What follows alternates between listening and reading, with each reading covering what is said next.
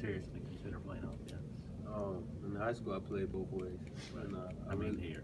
Oh, here? No, I don't think I ever had the option to play both ways. But if I did, I'd love to play offense. Where would you play right now? What was that? Do you have enough roles right now? Nah, never enough. Never enough. Where would you play if you had a choice? Receiver. Receiver. Slot receiver, something like that. See you pregame going up against Tony a lot. You know, is that something y'all like to do? And then who normally wins those battles? We don't have a boss, so you can't tell who wins. But it's just something we do just to loosen up. You know, we're both fast guys, and not gonna see a whole lot of guys that speed. So going against somebody that fast before is definitely beneficial. We see you repping, I think it's punt return pregame. Yes, sir. How close are you on the depth chart in terms of? Like number 2, 3, 4, something like that. Whoever Coach Lockstead and Coach Saban agree to put back there, they're gonna put back there. So Campaigning a little bit like Eddie did at times last year. you said what? Were you campaigning for one? Oh yeah, like Eddie definitely, did? definitely. Minkah, you guys had one of those defensive players-only meetings, not maybe the specifics, but what benefit can that have for a defense when you guys get together and discuss what's going on up there?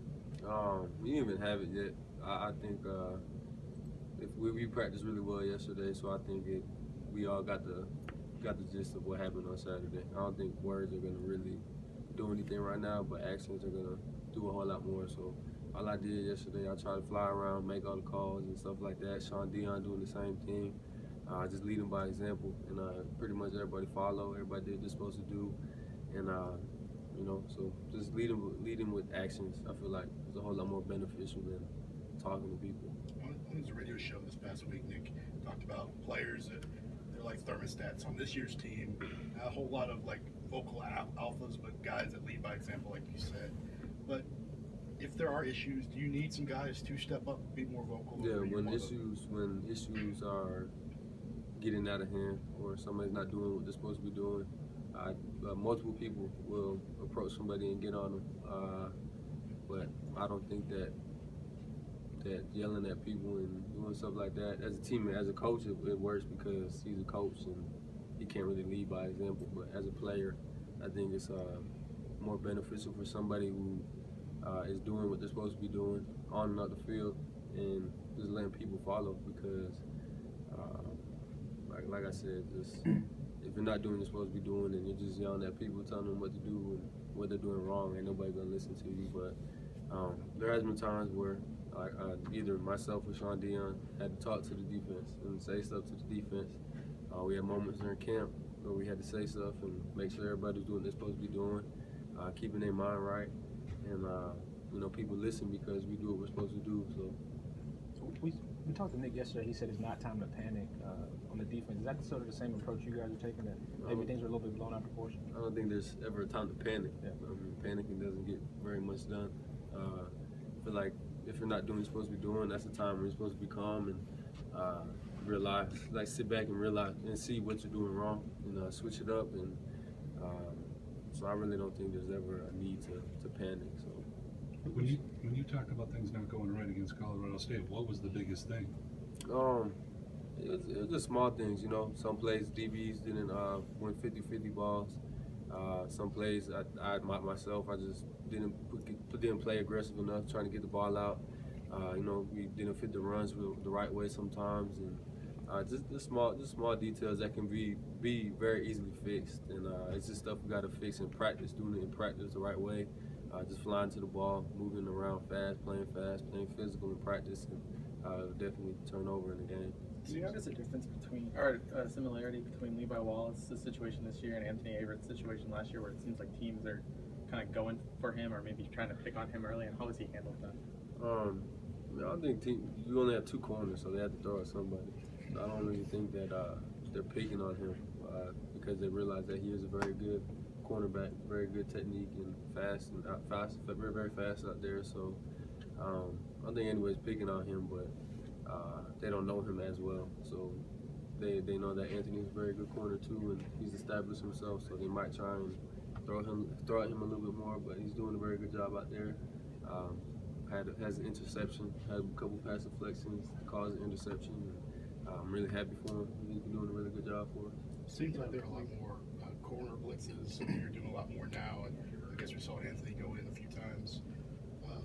What's unique about having to do that, and how much does that put pressure on the other guys to cover? I mean, there was a pass where Anthony, I guess a 39-yard gain by Gallup was a corner blitz that nobody covered. That play, we had changed the call like right before they snapped the ball, and it didn't give us time to Ronnie time to get over the top of the receiver. So that's why they had seen that we were checking to that call, and they got the ball out there, and he had missed the tackle. So it was kind of just we got the call a little bit too late, and it had nothing really to do with the play itself. Because if we had the play beforehand, we would have been all right. And but you know, it does put a little bit more pressure because there's one less DB that's in coverage. But usually, if we send it to the DB, somebody else is going to be dropping in coverage, a linebacker or defensive end in the flat. So, but I think it kind of balances off because we're putting more pressure faster on the quarterback. So. How much were the defensive issues that you said kind of were maybe parallel to what you guys faced at Arkansas last year that also caused, I guess, a little DB beating then? Did you see some similar things, especially getting off the field? Yeah, I think we definitely lost third down last weekend on Saturday, and I think we only won like 5 reps or something like that at 18, which is not very good. And so that is one similarity, but I just think, again, it's just small details that I can't really say a whole lot about it, but it's just small things that can be easily fixed. Because after that game, we performed pretty well until the last game of the season. Yeah, and how much do you feel like that it's good that you had it in a game like this versus, say, a conference game? I think it's good. It's I mean, we all realized that we weren't playing the way we were supposed to play after the first game, you know. So I think we all kind of been working on ourselves, and Coach Saban's been saying this to us, and instead of saying we messed up this play or the defense messed up this play, say I messed up this play. So it kind of puts more responsibility on yourself, and when you say you kind of have to take it personal. You can't just say like we when it was really you. And so now you have to really fix it because nobody's going to be saying it was only the defense. Somebody's going to be saying it was you who messed up. So what are you going to do about it? Thanks. And Minkah, one thing real quick. What's the attraction of playing offense? the attraction to playing offense, get the ball in your hands a whole lot more. That's about it. Thanks, man.